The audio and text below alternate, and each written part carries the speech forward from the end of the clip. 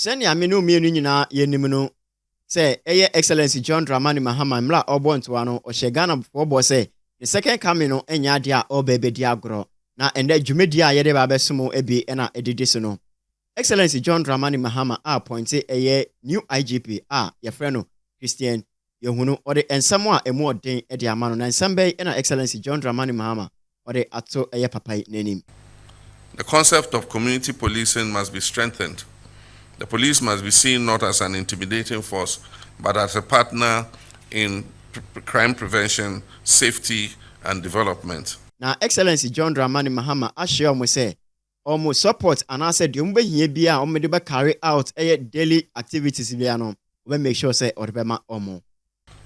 Know that the government is committed to providing you with the necessary resources, training, and carry out the necessary reforms to enable you carry out your duties effectively. Excellency John Dramani Mahama, the second coming no dia member dia grontino or the kokoboa a more drupa ediama or more umbeshe in Jumaso.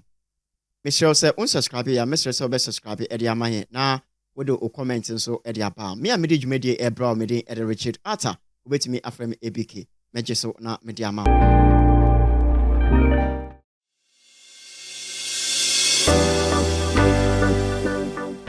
Excellency John Dramani Mahama I appointed a new IGP. Na dia ojina so or they appointed a new IGP. Felix Ofosu Kwache issue letter from presidency. Na yankan emu ensem kakra enfama yashafo na omuso muntie dia eko. President Mahama appointed Yohuno as Inspector General of Police. President John Dramani Mahama, as in accordance with Article 91 and 202 of the 1992 Constitution, and in accordance with the Council of State, appointed Commissioner of Police, COP Christian Tete Yohuno, as the lead Inspector General of Police. He replaced COP Dr. George Akufu Dampale.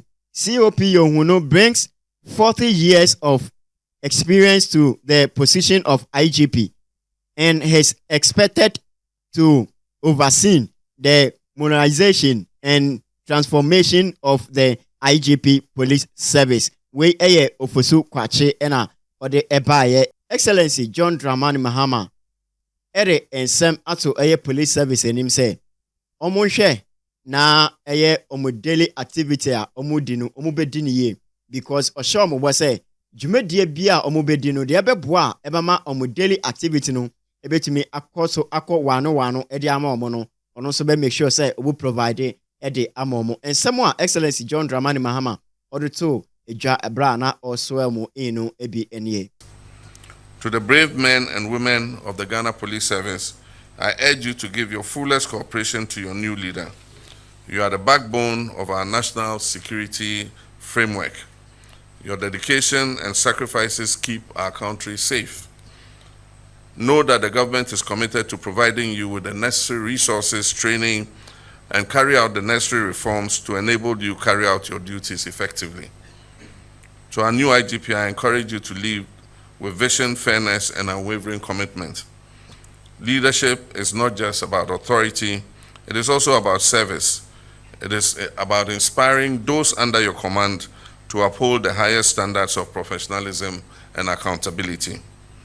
Your leadership will be measured not just by crime statistics, but by the trust and confidence the public has in the Ghana Police Service.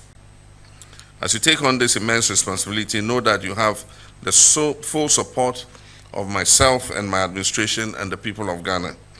We trust in your ability to build a police service that upholds justice, respects human dignity, and maintains peace across the length and breadth of our country. Excellency John Dramani Mahama ekoso kokobo a emu den ene afuto edema Christian Yohuno se ohwe na position omodi amano no enye se agrodie enti anase ofata enti na odema no sene ebeya Ghana for ebenya gidie ewo police fo mu enti ena odema eno na owie ye no ena osanso otia so ka se ohwe na omo a odiomu di dwuma no obetie omonso omusufre because Ghana no and as a security backbone no enene police service no into no ɔbɛhwɛ na ɔne ɛyɛ policefoɔ na ɔde ɔmo di dwuma no ɔbɛtumi ɛne ɔmo akɔlibrate anaasɛ ɔbɛtie ɔmo so ɔmo anim asɛm anaasɛ ɔmo afotuo na ɔmo de edi dwuma sɛnea ɛbɛyɛ a Ghana ɛbɛtumi akɔ n'anim.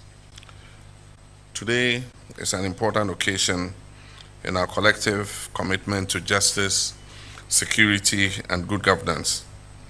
It's a great honor and privilege for me to stand before you to swear in our new Inspector General of Police, a distinguished officer who assumes this high office at a critical juncture in our nation's history. The Ghana Police Service is a cornerstone of our democracy, and it plays an indispensable role in safeguarding our peace, ensuring law and order, and protecting the fundamental rights of all our citizens. As we all know, security is the foundation of development. Without safety and stability, businesses cannot thrive, children cannot go to school in peace, and our communities would not prosper. It is for this reason that the leadership of the Ghana Police Service is of paramount importance. Your appointment as IGP comes at a time when the security landscape is rapidly evolving.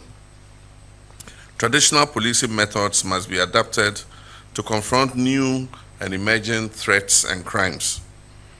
We face increasing incidents of violent crime, cybercrime, and fraud, as well as new forms of organized crime that demand sophisticated investigative techniques.